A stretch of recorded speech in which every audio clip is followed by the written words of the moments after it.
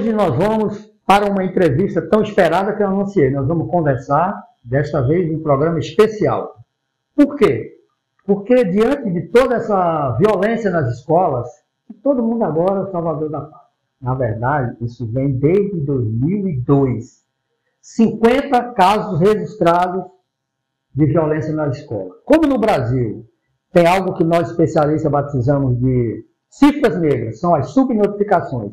Para cada uma ocorrência, nós temos 5 que não foram registradas, então 5 vezes 4, 20. Calcula-se que mais de 200 casos. Desde 2002.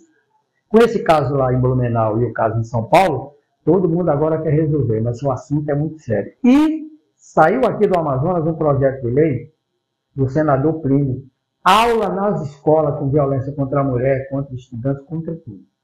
Senador Plínio Valério, um amigo da segurança de longa data, não é de agora, hein? Quando era um presidente de Simpol, Pereirinha lá no Clube de Sargentos, todos sempre esteve emanado com a segurança pública. Um prazer receber mais uma vez de segurança agora, site imediato e TV Mundo Digital.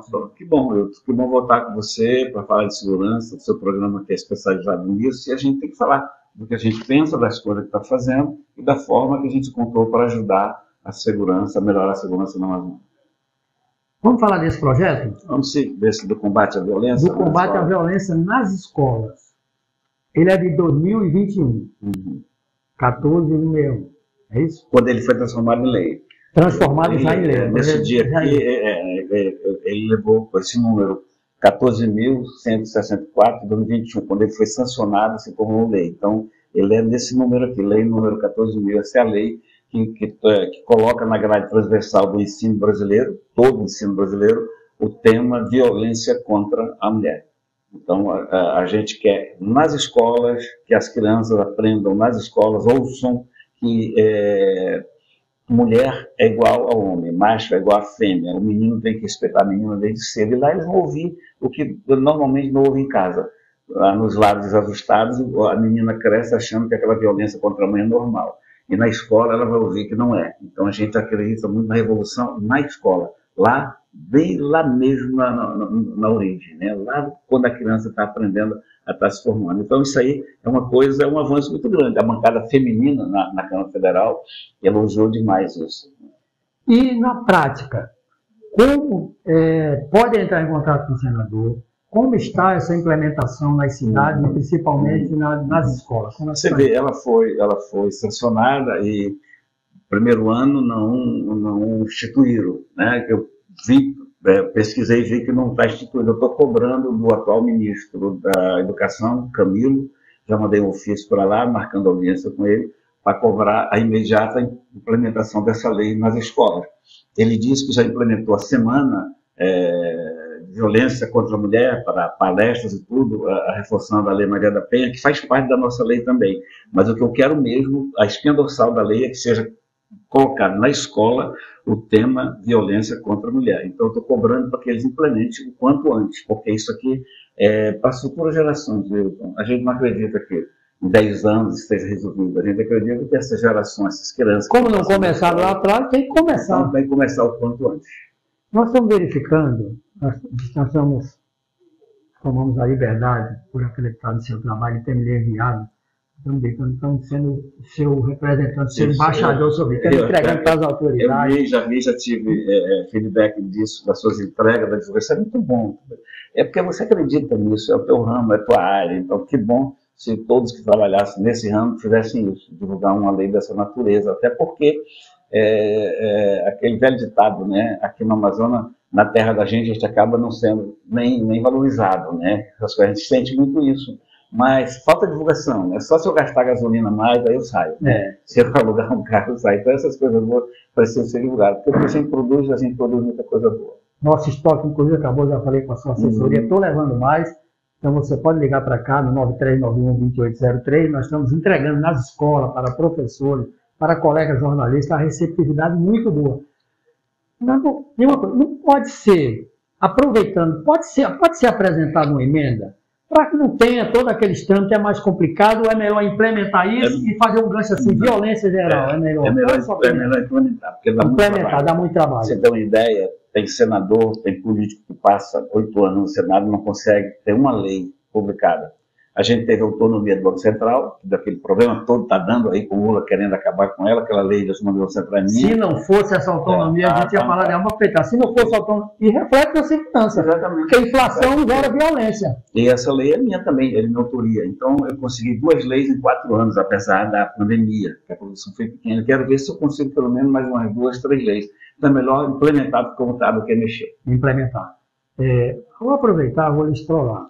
Uma escola grande que queira convidar o senador para falar sobre essa lei, como que deve fazer? Entrar em contato direto. Eu continuo com o acesso, a mesma facilidade de quando eu era vereador. E o mesmo telefone de sempre. O meu telefone é público, né? É o 99981-9918. Vamos repetir para colocar aqui na tela? 99981-9918. Estando em Manaus, eu irei com o maior prazer. O acesso é direto. A gente tem assessoria, mas pode ser direto, sem nenhum problema. Nós temos umas palestras agendadas, e eu falei para dois, falei para o Lost Pro e falei para o nosso amigo, mandou um abraço, o Luiz Cruz, da Magistral, mandou um grande abraço. Nós vamos lá fazer uma palestra para o funcionário. O BO é evitável, né? Como evitar um boletim de ocorrência? Isso só se evita com educação, falando, repetindo, entendeu? Então, desde já, o senhor já é nosso convidado. Legal. Tá bom? Maior prazer. Como que a gente faz para ver, se estava falando agora em off sobre a questão da violência em Manaus. Essa aqui é uma parte. Mas eu vou fazer. Daqui a pouco já vai ter intervalo, já? Tem quanto tempo ainda, Deus? Entendeu? Porque nós vamos ter bastante tempo para falar. Nós vamos o seguinte. As pessoas me convidam. E aqui em Manaus, que o assunto hoje é muito sério nas escolas, nós tivemos um ataque a uma escola do Colégio da Polícia Militar.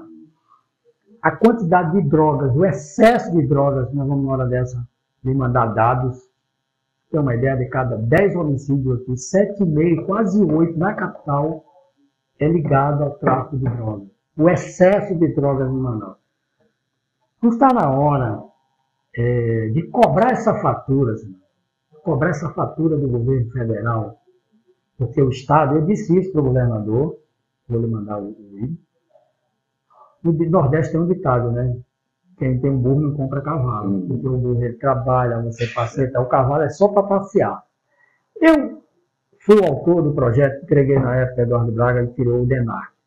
Mas ele foi criado para receber aporte financeiro, para ajudar a Polícia Federal, ajudar a PRF, a ABINTA, os órgãos de segurança. Inverteu.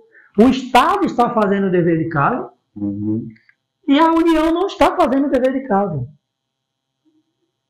Eu falo sempre de desse tipo. Não fala, tem que falar, é o portal da transparência. 200 federais no maior estado da federação. 200 federais. A nossa amiga Beto coloca numa festa 400, 500 seguranças no famoso. E nós estamos falando dos maiores produtores de drogas do planeta. Brasil, Peru, Colômbia. Aí vem a madeira, vem o ouro. Isso dá um problema especial. O senador não pode dar esse grito de alerta lá no Senado? Sim, pode. Eu tenho uma coisa interessante, o senador Stevenson, que é capitão da PM, agora é senador, denunciando o descaso na segurança no seu estado. O crime organizado começou a tomar conta de tudo, e ele levantou dados que, confessadamente, eu não tinha. Dos estados que têm dinheiro à disposição e não usam por falta de projeto. E o Amazonas é um deles. O Amazonas volta, não sei te dizer o quanto agora, mas volta, fica na União, tantos milhões porque não apresenta projetos e realiza. Então, praticamente todos os estados brasileiros têm dinheiro à disposição, mas não executam, é caso de gestão mesmo. Então, o problema nem é falta de dinheiro, é falta de projeto, da vontade de fazer. Agora, isso não anula da gente cobrar. Você vai me passar os dados, principalmente da tríplice fronteira lá, que a gente sabe que a barra é pesada. Então, nós temos uma coisa muito pesada que a gente pode conseguir ajuda internacional. Se verdadeiramente a Europa, os Estados Unidos querem combater o tráfico de drogas, tem que começar com a gente aqui na fronteira. A madeira que chega lá, que eles compram. A madeira que chega, e o ouro, né? O ouro clandestino. O caso do ouro é interessante. Se pegar a balança comercial do Peru, que não tem ouro, e do Paraguai, a balança deles é lá em cima. E a nossa. E a nossa lá embaixo. Porque a gente segue a política internacional ambientalista, que é um viés político que é dado. Nós, no Amazonas, não podemos fazer nada. Não podemos fazer nada. Então, essa cretinice, essa hipocrisia de não poder explorar os recursos naturais, faz com que eles saiam de forma clandestina. Você tem aí a Guiana Francesa do Macron, que tanto nos critica, né? Na Guiana Francesa o ouro sai da verdade, mas a gente precisa enfrentar, sem hipocrisia, enfrentar esse problema. A gente precisa definir, podemos aproveitar nossos recursos naturais, podemos, onde? Aqui é permitido. Aqui não é, aqui não é, aqui não é, então não se toca, mas aqui tem que se permitir. Enquanto não for permitindo, vai ser na clandestinidade, e é em grande quantidade. Nós não temos tempo de preparar, de concurso de pessoal. Só quem tem 40 mil homens prontos 24 horas, são 40 mil aqui, é o Comando Militar da Amazônia. E também o Comando Militar da Amazônia, que fica... Comando Militar do Norte, agora dividido. Fica em Belém, Comando Militar da Amazônia. Não tem tempo. A lei orçamentária do Estado não permite, porque já está chegando lá nos 60% da lei de responsabilidade fiscal, só pode contratar aquele limite. Há muito tempo nós defendemos o uso temporário de uma GLO específica para a fronteira. Quem tem pessoal, equipamentos e tal, e já tem a folha de pagamento. Posso incrementado com diárias e tal. Se gastou 5 milhões naquele caso do indigenista e do jornalista. 2 mortes. Aí eu sempre pergunto, será que tem que morrer mais gringos para poder ter todo esse aparato? Porque todo final de semana nós temos aqui uma média de 8 a 10 mortes violentas. Esquartejamento já virou rotina. Iranduba e Manacapuru são entrepostos do tráfico. Não está na hora de se repensar o papel das Forças Armadas especificamente por tempo determinado enquanto o Estado... O senhor quer falar agora ou quer deixar para o próximo bloco? Temos tempo para responder? Veja bem, é um assunto delicado, precisando desse governo que aí está agora, né, que não está favorecendo mais as Forças Armadas. Né? O governo do PT tem feito tudo para enfraquecer as Forças Armadas. Elas precisam ser impactadas com mais recursos. Eu acho que se a gente não pode, se não tem como você enfrentar, se ficou provado que você é impotente, que o Estado, no caso o Estado do Amazonas, que a segurança é impotente para isso, eu não vejo porquê. Os dados estão aí, os números estão aí. Mostra que é impotente, que não resolve. Eu acho que sim, é uma ideia para ser levada adiante. Agora, para você ter uma ideia, só para não perder aquilo que você falou da falta de apoio, eu vou citar o exemplo da Marinha. A gente tem feito algumas emendas para a Marinha, Aeronáutica e Exército. Eu vou citar o exemplo da Marinha. Fiz uma visita ao batalhão lá, a pelotão marinho, né, fiz uma batalhão lá do Ribeirinho, e na palestra eu vi que eles tinham apenas uma lancha blindada.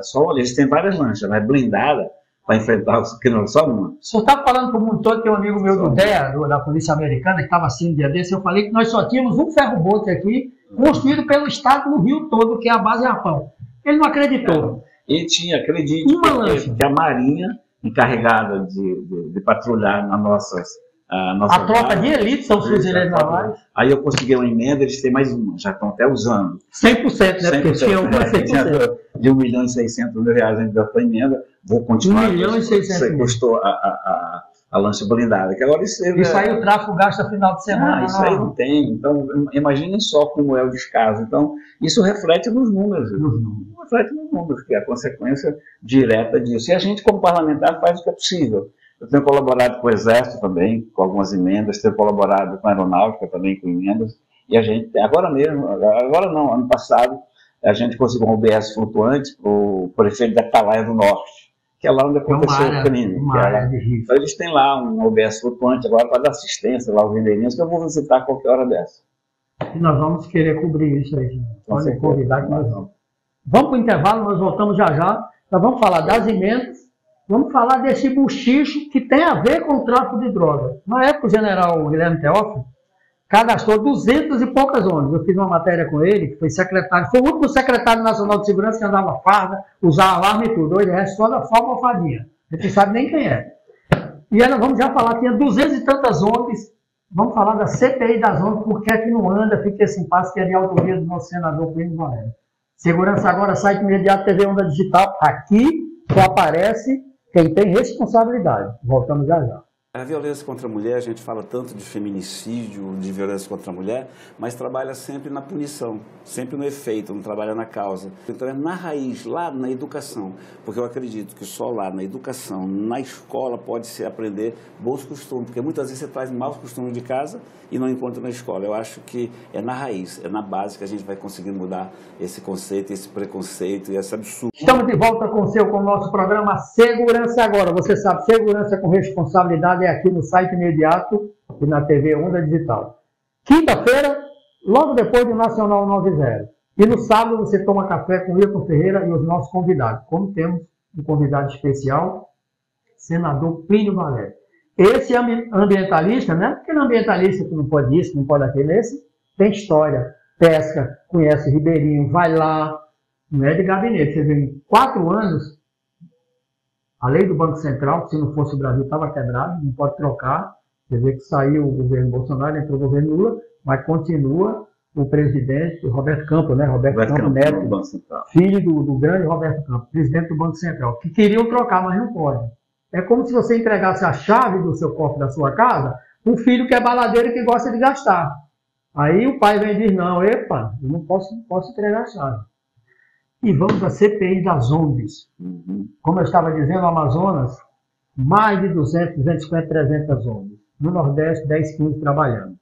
CPI das ONGs. Qual é a finalidade e por que, senador? A gente conseguiu avançar, né? Desde que eu assumi, isso faz parte do nosso discurso, porque faz parte do dia a dia, do que a gente vê, do que a gente sente. Eu sou caboclo da beira do rio, de Aruneté, do Rio Juruá, e a gente já foi vendo lá as missões estrangeiras, na época eram só as missões estrangeiras. Agora não. São vários segmentos ambientais, mas tudo com viés político e com o objetivo de nos cercear, de fazer com que o Brasil não cresça e que a Amazônia não desenvolva. Eles querem deixar a Amazônia como está, e a gente não pode fazer nada. O que a gente quer? Saber por que tem tanta CPI, tem tanta ONG na Amazônia, notadamente porque tem mais de 300 ONG no Alto Rio Negro, que você sabe que é o local mais rico, a região mais rica do planeta, não é do Brasil. E o povo mais pobre. E o povo mais pobre, os índios, a juventude se suicidando, né, os índios embriagados. Então a gente quer saber de onde vem esse dinheiro, por que vem esse dinheiro, para que vem esse dinheiro e como ele é aplicado. Como ele é aplicado, o TCU até já detectou, o ministro Vital do Rego, eu tive com ele tem lá mais de 20 processos, convênios de ONGs com o Fundo Amazônia, com o BNDES. Explica para o nosso público o que é o Fundo Amazônia. Todo mundo comentou que é aquele... Nem pequeno, mas daqui a pouco o povo saiba. O tal do Fundo Amazônia. O Fundo Amazônia, os países interessados, né, interessados na Amazônia, aspiado mesmo, dão dinheiro para um fundo. A Noruega deu 2 bilhões, a Alemanha deu não sei quanto, o Banco do Brasil dá tanto. O Canadá prometeu agora... Quem administra esse dinheiro? O BNDES, que era gerido pelo PT, né? Até então nós estamos falando dessas ONGs que proliferaram no governo passado. Então o BNDES distribuiu esse dinheiro. Então eu levei o BNDES numa audiência pública lá no Senado, consegui extrair alguns dados deles, ficou patente, que eles liberam dinheiro sem que tenha prestação de contas e só liberam para os apadrinhados deles. Ou seja, esse dinheiro ele é dirigido, ele é conduzido para as ONGs corretas, aquelas ONGs que prestam de serviço a nós, denigrindo o Brasil lá fora e a Amazônia, dizendo que a gente está depredando, está acabando. Quer dizer que aqueles congressos, essas viagens internacionais, tudo pago com esse dinheiro. Aí, como eu estava falando, o TCU tem, e a gente tem cópias dele, e vai usar isso na CPI, comprovando que essas ONGs, todas ou quase todas elas, 90% delas... Todas têm sede aqui em Manaus? Pois é, nós vamos saber, né? Nós temos que saber. Então, veja bem, esse dinheiro, estamos falando aí de 14 milhões, 25, 10 milhões para cada ONG, 50. As ONGs gastam, entre a sua diretoria, 85% do que arrecada. Isso está no relatório do ministro TCU. Isso não é o senador que está dizendo, eu estou lendo que está no relatório. Ou seja, eles estão enriquecendo as nossas custas da Amazônia, prestando de serviço à Amazônia, né, pedindo a nossa agricultura, nosso recurso natural. Nesse pacote, pode-se falar da BR-319, por isso também que não faz parte também. Eles não vão deixar nada que for para o nosso progresso, para a nossa qualidade de vida, que for bem para a Amazônia.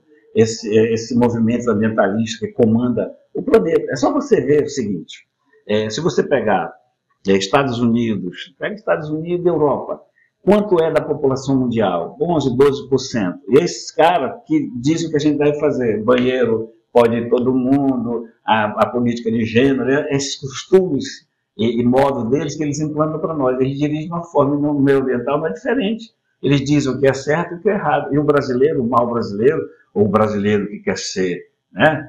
Quer ser... O tal do politicamente correto. Aí acredita nessa coisa toda. E a gente vai sempre qualificando para trás. Então, tem os que acreditam e tem os que são induzidos a acreditar, né? Porque é funcionário, é empregado. Mas normalmente eles acreditam porque é o complexo do colonizado, né? que a dos outros é melhor. Então, como é que está a CPI das ONGs?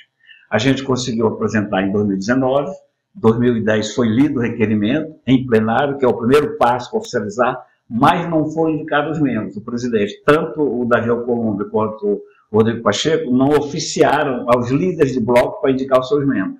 Tá bom, acabou a legislatura há 4 anos, eu recolhi novamente assinaturas, dessa vez 37 assinaturas, o pedido é de 27, e a gente já 10 a mais. 10 a mais. Já conseguiu fazer com que o presidente Rodrigo Pacheco lesse o requerimento. Ele já leu.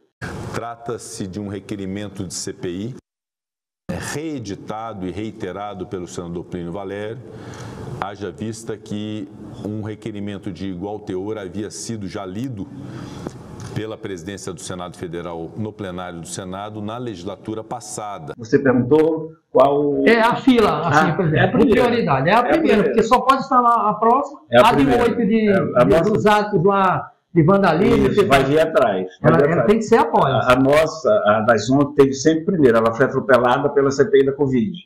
CPI da Covid, aquela emergência, né? Tinha até uma desculpa. Tinha uma desculpa e eu aceitei. De lá para cá, não aceitei mais nenhuma CPI passar na frente da nossa. O senhor vai ao STF? Como zerou? Não, no STF eu não vou, porque não é prerrogativa. Eu combato muito o Supremo.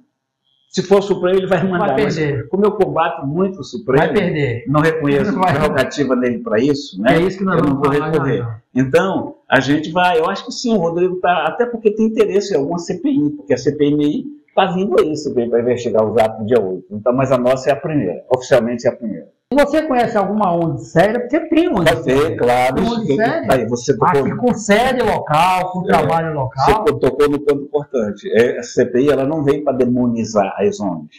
Existem ONGs boas. Essas não serão investigadas, né? Agora, existem aquelas que realmente se aproveitam da Amazônia, não é nem do Brasil. Você tem Fundo Amazônia, arrecada esse dinheiro, mas, no entanto, tem um dispositivo lá, um artigo que pode ajudar outros biomas. Por exemplo, o Fundo Amazônia, eu não sei o valor, eu esqueço, o número eu não estou bom, mas já financiou, o Fundo Amazônia financiou Bahia, Espírito Santo, Santa Catarina e Paraná. O Fundo Amazônia. Paraná. Tem um dispositivo que eles fazem. E aqui agora, faltando dinheiro até para a rabeta do caboclo. Com todo o respeito que eu tenho, a Bahia, por exemplo, eu maior respeito, mas se você botar fundo baiano, fundo para ajudar a Bahia, ninguém vai colaborar. Não vai vir ninguém. Agora bota Fundo Amazônia, enquanto isso, os nossos números são estarrecedores. Você falou no primeiro bloco do crime organizado, do narcotráfico. E nós temos um ferroboto, uma balsa, vou repetir de novo, nós temos uma balsa construída no estaleiro Juruá, que eu fui lá conhecer, foi ainda com o Coronel Bonatti ainda, a primeira,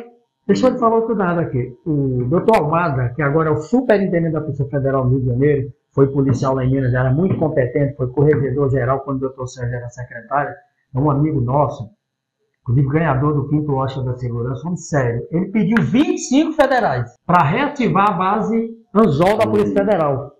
Ele foi embora e não mandar os 25 policiais federais. Porque há todo interesse em torno disso, de não resolver o problema, de não atacar o problema de frente. Como eu estava falando, você vê a Amazônia, os números da Amazônia, 23, 25 milhões de habitantes da Amazônia, nós temos 9 milhões de residências, segundo o Unicef. 9 milhões de residentes que não têm renda para uma cesta básica. Então, não são pessoas, não, são lares. Né? Então, é um rico desse? No Amazonas mesmo, morre mais de 1.200 crianças todo ano antes de completar um ano. É um absurdo. Então, a gente não tem assistência nenhuma. Então, o nosso povo é chavão, que eu repito, mas eu repito sempre, né? O nosso povo, ele pisa em ouro e dorme ao relento. Por quê? Porque essas ONGs nos amordaçam. Elas criam, elas impõem normas ao governo brasileiro que admite aquela besteira do policiamento correto de que a gente não pode fazer nada. E onde não pode nada, pode tudo. Daí essa bagunça toda do narcotráfico, do contrabando de minério. Outros modelos, né? Tem modelo americano, tem modelo inglês, francês, tem outros, sobre a Suprema Corte. Eu estava lendo uma matéria, antes de eu pedir para você falar sobre a Suprema Corte, disse um membro da Suprema Corte aqui no Brasil, e o repórter estava de férias, o repórter tentou fazer uma pergunta para ele. Ele falou, não posso. Quer que os meus pares vão pensar que eu estou aqui no Brasil dando entrevista? Quer dizer, para você falar com o ministro da Suprema Corte americana, você tem que agendar e quem fala é o presidente em nota oficial e tal. Hoje todo ministro está lá no restaurante, fala O ministro dando palestra, cobrando. Aí você vê, e vitalício. Como é que é o seu projeto? Explique o seu projeto que delimita tempo, idade para os membros da Suprema Corte. Eu apresentei um projeto de emenda à Constituição, uma PEC, também em 2019, e veio agora à tona o assunto. Você chegou toda sede lá, não tinha? Demorou de chegar no Senado. Mas já cheguei sabendo o que ele ia fazer. A partir dali é minha cartilha. O meu primeiro pronunciamento oficial no Senado foi falando sobre a autonomia do Banco Central e violência contra a mulher. Foram 2 temas e a gente transformou em lei. Então, você citou até o Ribeirinho, você veio de lá, que acabou. Já cheguei sabendo o que queria fazer. Então, veja bem, essa PEC que ela quer estabelecer, fixar mandato para o ministro Supremo. Hoje, ele vai até os 75 anos. Tem uma ideia, o Toffoli vai passar 40 anos. Se entrar com 35 anos, pronto, ele fala. Tem ninguém que vai sair só em 2050, né? Então, não, o Brasil não comporta mais isso. Então, a gente quer fixar mandato. A minha ideia foi de 8 anos. O Moro, por exemplo, me procurou e disse, olha, eu estou com você, vou reforçar e tal, mas eu gostaria que fosse 12. Eu falei, Moro, apresenta 3 mandatos, né? Apresenta a emenda para 12. É uma reeleição e mais uma. O que é importante é discutir agora isso. Por que a gente quer fixar mandato? Porque os ministros, você disse muito bem, eles são estrelas, eles são semideuses. Eles falam sobre tudo e sobre todos. Eles antecipam a sua opinião. Fala de economia, tudo. Eles opinam antecipado como vão julgar aquela causa. Eles já dizem que não pode ser por si só. Você tem uma ideia? aprende no primeiro período de direito, eu cursei direito, a gente aprende no primeiro período. Juiz só fala nos autos. Eles não, eles falam de tudo, sobre tudo e sobre todos. Então a gente quer para que ele se sinta normal, eles se sintam normais. O que é se sentir normal? Um ser humano mortal. Hoje, alguns ministros, a maioria deles, não se sentem normal. São estrelas, brincam, dizem o que querem, vão lá para fora, dão entrevista lá fora, falam mal do Brasil. Então, sabendo que eles têm 8 anos só daquilo, eles vão pensar diferente. Agora, não, eu entrei aqui, não deu satisfação. Aí depois teria uma quarentena, um determinado tempo, como tem os parlamentares, como tem. Né? Agora ele sai aos 75, aberrações que ele cometeu não vai ser punida, é inimputável. Porque, paralelo a isso, já tem um contraponto ao nosso projeto. Bem, a PEC pegou vento, né, como a gente fala, está em discussão, se passa ou não passa. É irreversível, mas a sociedade quer discutir. Ela vem para ser discutida isso. E outro assunto que a gente está discutindo, aí já foi manobra do governo, via nosso presidente Rodrigo Pacheco, instituiu a comissão de notáveis, presidida pelo Lewandowski, para reavaliar e criar uma nova lei do impeachment.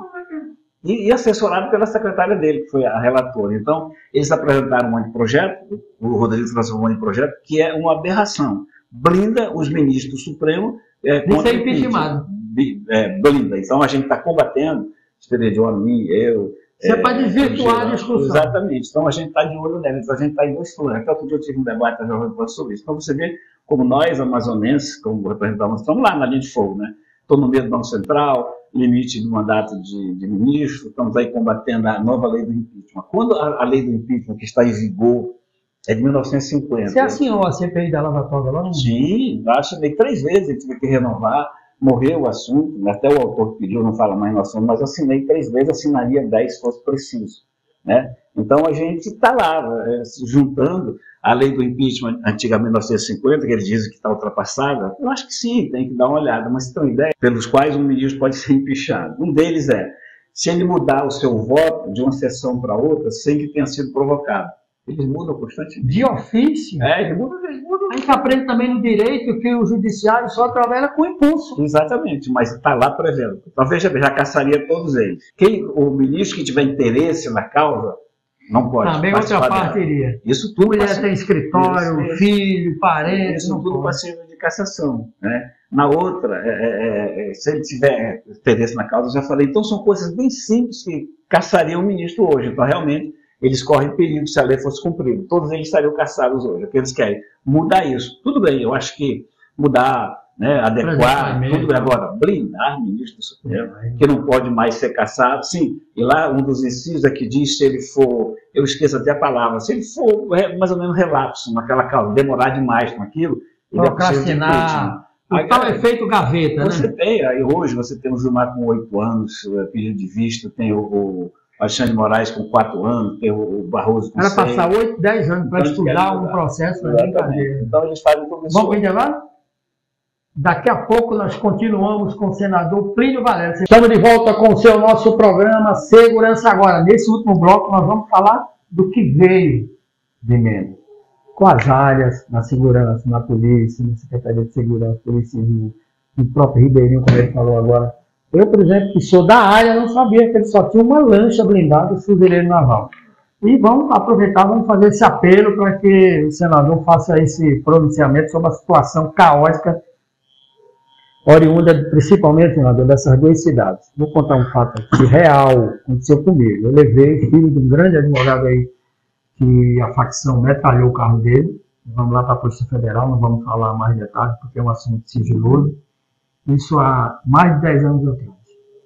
Ficou sob proteção e tal, e ele falou, se vocês não tomarem conta agora, Iranduba e Manacapuru serão entreposto. Olha o termo, o garoto estudava direito, o crime foi recrutar ele na faculdade. Ele entregou naquela época 50 armas, senador.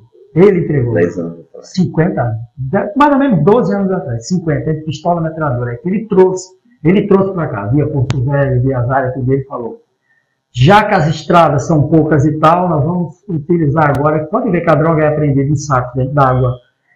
Iranduba e Manacapuru serão os entrepostos. Esse relatório está lá na Polícia Federal. Está aprovado hoje. Iranduba, não tem condições, a polícia local não tem condições, nem Iranduba, nem Manacapuru. São os entrepostos do crime. Você sufoca aqui, eles guardam lá com aquela imensidão, aqueles lagos, aqueles igapó, tudo que você conhece, porque aqui é diferente, você brasileiro, está vendo? Eu vou mostrar algumas imagens, tudo aqui é muito grande. Então, nós ficamos muito tempo investindo em viatura, quando na verdade nossos rios são nossas estradas. O que o senador pode falar disso? Mais recentemente, saiu uma ajuda agora de R$500 mil que a gente fez na emenda, demora, mas saiu agora para a Delegacia Geral, que ainda foi um pedido da ex-delegada Emília, que é para compra de equipamentos. A gente já tinha ajudado a Secretaria de Segurança com a emenda também de R$400 mil para comprar equipamentos, a delegacia, para instalar a delegacia de combate ao crime cibernético ou colarinho branco, alguma coisa desse sentido. E o Guilherme, que hoje é o delegado-geral de junto, que ele mandou um abraço, foi ele que implementou lá, a delegacia de combate à corrupção. Pois é, nós mandamos emenda para eles também. Mais recentemente, uma delegada, filha de um amigo meu, falou de uma operação que ela fez aqui, no Rio Negro e Iranduba, e apreenderam 300 quilos de maconha, algo assim. Só que a lancha dela, na frente das outras lanchas, parecia brinquedo, né, e o armamento. E ela pediu ajuda uma emenda para comprar drone, né? A gente está saindo no influência no lugar, a gente tem ajudado, porque nós não temos a solução. Né? Eu não sou autossuficiente, não, eu tenho a solução, não nada. A gente ajuda quando nos pedem ajuda para o que vão fazer. Quando o plano é bom, a gente entra com as emendas parlamentares que a gente tem. A gente ajudou a Maria, como eu te falei, aquilo, né? Na lancha blindada, que é um absurdo, né? Você teria que ter lanchas enormes, blindadas, tudo aquilo. A quantidade de bens que são apreendidos no tráfico de droga e a demora para chegar. E a lei de antidroga, ela permite que o Estado utilize. Mas o Estado, até para usar o que é apreendido, demora. Você está vendo, é Manacapuru, porque todos os barcos que vêm, né, param lá em Manacapuru, aí eles vêm por terra, eles vêm por lancha e realmente invadem. Mas o Cabelo Castanho também tem problema seríssimo, né? A gente precisa. A gente tem feito o que pode com o recurso que se tem, que é a emenda parlamentar. A gente tem ajudado Marinha, Aeronáutica, Exército, Polícia Civil, e tem outro lado também, o lado social. Não sei se você vai perguntar depois, as emendas que a gente tem feito. Todo e qualquer hospital em Manaus que você citar, eu já ajudei com emenda parlamentar. Todos. Não tem um só hospital que eu não tenha ajudado. Nenhuma clínica grande também que eu não tenha ajudado. Nós já precisamos 49, 50 milhões de reais para ajudar na saúde do Amazonas. E temos ajudado absolutamente todos os municípios. 62, eu em Manaus. É porque eu não estou com a relação aqui. Se nós ia te desafiar, dizer um município qualquer, eu pegaria, abriria e dizer, foi isso. Então a gente tem usado esse outro setor que não é o meu forte. Eu não tenho prefeito que me ajuda, eu não tenho vereador que me ajuda. Isso independe do partido? Independe de prefeito que me caluniou. Republicano, senador. Nenhum papel. Para você ter ideia, nenhum prefeito me ajudou na minha eleição de senador, mas todos eles já foram ajudados. Porque eu entendo que é o Amazonas. Esquece isso, a gente não pode agir com o fígado. Então, hoje eu já indicado é uma coisa, né? Já indiquei aproximadamente R$500 bilhões, quase 180 milhões aí indicados em emendas. Foram empenhados 350 milhões e pagos, ou seja, o dinheiro já circulou no interior, R$170 milhões. Esse ano? Não, nesses 4 anos. 4 anos. Mas aí você inclui todos, vamos dar um exemplo. Fechando o balanço de 4 anos. Porque nós falamos lá no primeiro bloco, a tríplice fronteira, né? Ele olha lá a Atalaia do Norte. A Atalaia do Norte, a população pequenininha ficou no palco aí, por causa do assassinato daqueles 2, mas ninguém dá assistência. Naquele período eu já consegui para eles o OBS mais, um OBS flutuante. Não tinha um OBS flutuante. Não tinha OBS flutuante. Então, seria, o pessoal fala, mas não ajuda. E o prefeito esteve comigo, a gente já está funcionando lá em Atalaia do Norte, um OBS flutuante de 3 milhões, 2 milhões e poucos reais na emenda parlamentar da gente. É como se montasse um hospital para ir lá no Ribeirinho. Isso, naquela área. Como faz o Baço da Marinha. Naquela área do assassinato lá, no Javali, eles vão para lá. Então, o pessoal fala muito e age pouco, a gente prefere agir. Então, a gente tem usado esse instrumento que a gente tem ao nosso dispor, que é a emenda parlamentar. Eu tenho à disposição emendas parlamentares aqui e tenho distribuído por Amazônia, faço isso. E tem aquelas extras que o pessoal não vou aceitar, porque eu aceito todo e qualquer. E digo o seguinte, que o meu orgulho ele é infinitamente menor do que a necessidade da população. Então não tem por que torcer o nariz quando oferece emendas extras. Eu aceito e distribuo. Agora a gente tem como comprovar que tudo que a gente... Se não aceitar, vai voltar e alguém vai utilizar, como faz a zona lá, vai mandar para a Bahia, vai mandar para outro lugar. A gente tem ajudado mesmo. Todos os hospitais, todas as clínicas, todos os municípios, tem cada emenda assim. Você falou, você falou do Rabeto, do doutor Rabeto, os índios tearinhos em Humaitá, por exemplo. Eu já ajudei com emenda parlamentar para 2 picapes para eles e para 19 barcos, canoa de alumínio de 7 metros, 9, com rabetinha. 19 barcos? 19, para eles, aquela rabeta, aquela canoa rabeta. Ali a vida deles. Para colher a castanha, a melancia e o girimum. Eles levam nessa canoa que a gente arrumou, que é um rabetinha de 6, de 8 cavalos, eles levam um dia para chegar no local. Agora, imagina quando era no remo. Imagina se uma ONG dessa doasse. Se essas 300 cada uma doasse, pelo menos 10 rabetos, tinha resolvido o problema. Se ela ajudasse as etnias que precisam de ajuda. Tem que divulgar. Nós falamos de Humaitá, nós falamos das Amazônicas, vamos falar do Alto Touro Negro, do Médio Içana, no São Gabriel da Cachoeira. Eu já ajudei os Baniuas lá, a gente já ajudou com o barco, com o gerador de energia e com a internet. Eles estão felizes da vida. Então as ONGs não trabalham nisso. Elas não querem libertar os índios, elas querem sempre... Se ele tem que pegar o celular e ligar, senador, olha, não chegou, eles não querem que o índio fale. Não querem. E os índios vivem felizes lá, o Baniuas, no Médio Içana. De vez em quando ligam para mim de noite, porque só pode com o gerador. Isso é barco para colher castanha, as etnias. Então, se você pensar, a gente ajuda da forma que pode. Eu tenho feito muito isso. E é minha obrigação fazer senador, qual a avaliação que você faz desses 4 meses do novo governo? Dessa vez, eu dei uma entrevista, até viralizou isso no TikTok, dizendo que o Lula está agindo como se ele estivesse em 2002, quando ele foi eleito para assumir a primeira vez. Ele pensa que o mundo é aquele. O mundo não é mais aquele. A economia estava em alta, a economia mundial, né? Ele pensa que é aquele. E dessa vez eles vieram com muito revanchismo, com muita mágoa. Tem vídeo dele falando de rancor, muita mágoa, e tem se preocupado. Vamos dar o exemplo que você já deu. Perseguição ao Roberto Campos no Banco Central, querendo se meter no Banco Central, querendo que o Roberto Campos saia, querendo mexer na lei. Então ele está agindo com muito rancor. E nesses 6 anos não fez.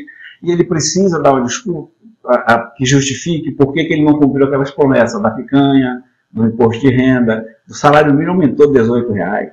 Eu tenho certeza que vai ter sucesso. Tenho certeza que vai ser aprovado. E tenho certeza que a gente vai colher os frutos que foram plantados na nossa proposta. Tenho certeza. Continue.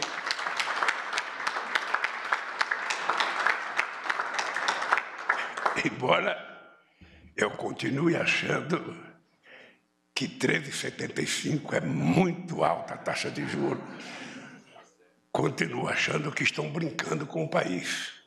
Brincando sobretudo com o povo pobre e sobretudo com os empresários que querem investir. Só não vê que...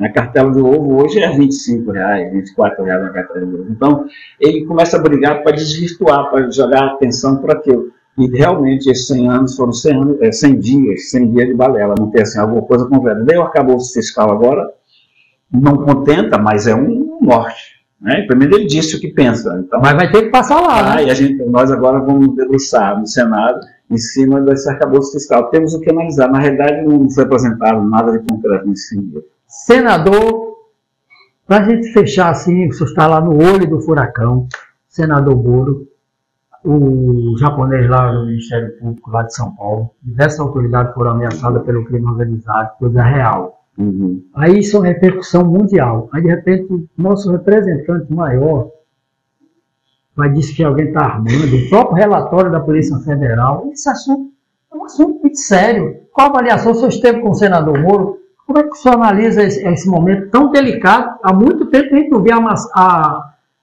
uma ameaça real de sequestro e morte, não só do senador, mas também de seus familiares. Você vê que o secretário de Justiça... Nem na época que eles diziam de ditadura se ouvia isso. O ministro da Justiça, Flávio Dino, se apressou até... Está vendo como a gente não persegue ninguém? Foi a federal que detectou proteger nosso aniversário. Desmentiu o chefe dele, né? Não, e vem o Lula desmentir ele. Quer dizer, você vê que eles estão brincando de poder. Eles chegaram aí, eles se divertem com isso, né? Eles se divertem. E a coisa está muito à toa. O Moro agiu com muito... O Diário Oficial agora é o Twitter, é verdade? Pois é.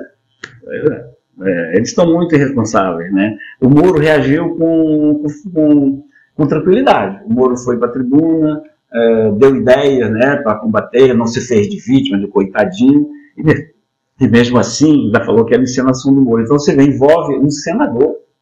É uma ameaça direta. Uma deputada família. Você vê o perigo que a gente corre. Minha mulher se preocupa muito com essa história das ONGs, né? Mas a gente tem uma missão a cumprir, que a gente escolheu e tem que cumprir. Eu acho que essa ameaça ela tem que ser investigada, ela tem que ir a fundo, e essa brincadeira que o presidente disse, que foi armação, também mostra o quanto eles estão relevando, o quanto eles estão se lixando para os assuntos sérios. O ministro da Justiça na favela, com 2 carros não blindados, sem segurança. E não disse o que foi fazer lá, né? Foi passear, não disse na cara que ele foi, ou foi comprar alguma coisa, ou foi falar com o chefe do tráfico, não precisou de segurança, não precisou de permissão. E a gente sabe que para entrar lá tem que ter permissão do crime organizado. Ou entra o BOP que entra atirando. Só entra o BOP ou a colega da Polícia Civil. E ele foi. E não deu satisfação, disse que foi lá. Eles estão assim, estão agindo. Então, enquanto o PT estiver agindo dessa forma, descompromissada com o que a população pensa e precisa, nós vamos ter alguns dias ruins aí. Eu torço pelo Brasil, eu sou republicano. Vocês vão me ver muitas vezes votando contra o PT, e algumas vezes votando a favor, porque quando for republicano eu vou votar a favor, mas por enquanto nada de republicano. Senador, esqueci de perguntar alguma coisa, queria que o senhor ficasse à vontade para falar com o público. Eu tenho sido um embaixador dessa lei que eu achei, quando eu falo que é de um amazonense, verdade, pois é, isso aqui se fosse no Rio de Janeiro ou São Paulo, estava espalhado em tudo quanto é escola, cidade, porque agora ela apareceu, o ministro disse que ia dar 150 milhões. Eu dividi pelos municípios, dá 27 mil para cada escola. Não dá para nenhuma Câmara. Em São Paulo, que tem 3 mil escolas municipais, então, dividir por isso, são 5.520 e poucos municípios, daria 27 mil para cada, isso não dá nem para começar. Fica à vontade para falar com o nosso público da segurança, das Forças Armadas, você está falando para todo o Brasil, o que o seu gabinete pode ajudar a melhorar o sistema de segurança aqui em Manaus, no Amazonas, no Brasil, e o nosso público da escola principalmente. Como eu te falei, nós, legisladores, nós temos status, algum poder e recursos à nossa disposição através das emendas parlamentares. Ponto. Mas eu não intervenho naquilo que deve ser feito no Estado e no município. O prefeito me diz o que quer, o que ele está pleiteando, o governador, no nosso caso, não nos procura, o governador não precisa de ajuda, ele não procura bancada. Mas os hospitais, as Forças Armadas, eu acredito muito nas Forças Armadas. Sou de interior, do Beiradão, sei da importância da corveta. Nossa primeira emenda foi R$1 milhão para o navio, que faz saúde da Marinha. O navio da saúde é um trabalho muito bonito. A Policlínica da Marinha, que atende também civil, né? Depois tivemos a lancha. No Exército, a gente tem ajudando o Hospital de São Gabriel, o Hospital de Tabatinga, ajudando o Exército a construir um centro de reservistas, que é alguma coisa que ele precisava. A aeronáutica também foi essa ajuda. Então, a gente acredita e quer ajudar, mas o interessado tem que dizer, olha, nós temos isso aqui, só pode nos ajudar nisso, e a gente tem ajudado todo mundo nesse sentido. Segurança. Quando eu fui procurado pela Polícia Civil, pela delegada, a gente E antes da delegada também teve um outro delegado que a gente acabou ajudando. Eu tenho que ser procurado, não que eu queira ser procurado. A gente tem que ser procurado para dizer o que quer falar. Nesse projeto eu posso contribuir. Saber a necessidade. Normalmente, no nosso caso, são duas ajudas que eu posso dar. Uma de recursos, ajudando com recursos para aquele projeto, e o outro usando a tribuna do Senado, para falar sobre aquele assunto. Às vezes alguma denúncia tão séria que a pessoa não pode se expor, e por ter cargo de confiança. O senador pode. Como é esse caso agora que eu estou falando das fronteiras, depois eu vou lhe mandar número. Eu quero. Que o assunto é muito sério. E o que eu tenho, aqui vai realmente, você sabe que eu escolhi Manaus para ser minha cidade, o Amazonas para ser meu estado, tenho filhos, netos aqui. E eu acho assim uma irresponsabilidade as pessoas acharem que está tudo bem. E aí quando eu pergunto para o governador, quando eu falo que eu quebro a cerca de Urubeba, eu não conhecia esse termo, o senhor que me falou isso uma vez lá da rádio do senador, falando aquela plantinha que cerca assim, não deixa falar. E quando eu chego nas coletivas que eu falo com o governador, os assessores ficam, rapaz, é por bem nosso, porque daqui a pouco não vai ter blindagem que dê jeito. Você vai ter que transformar as escolas em cadeias, né? Então essa questão da fronteira é um assunto muito sério. Esse número que eu estou falando, eu tenho amigos na Polícia Federal, o atual superintendente, o Humberto Ramos, é um jovem delegado, conheço o livro dele, bem intencionado, mas se não vier verba e pessoal, como é que ele vai poder trabalhar? E a gente pode ajudar com verbas, a gente pode, a bancada pode ajudar também. E cobrar também, pedir para que o governo federal, não apareceu 150 milhões rapidinho? 100 milhões aqui no Amazonas, em relação com o tráfico gasto, é quase nada, mas ajudaria muito. Você vê a hipocrisia dos Estados Unidos, que a gente pensa que eles combatem o crime organizado. É só nos ajudar aqui na fronteira. E tem verba para isso. Com drones especializados, com veículo aéreo não transportável, os vantes, né? Porque é daí que sai, né? Daí que vem, daí que vai para lá. Então há muita hipocrisia nesse assunto todo, e a gente precisa enfrentá-los.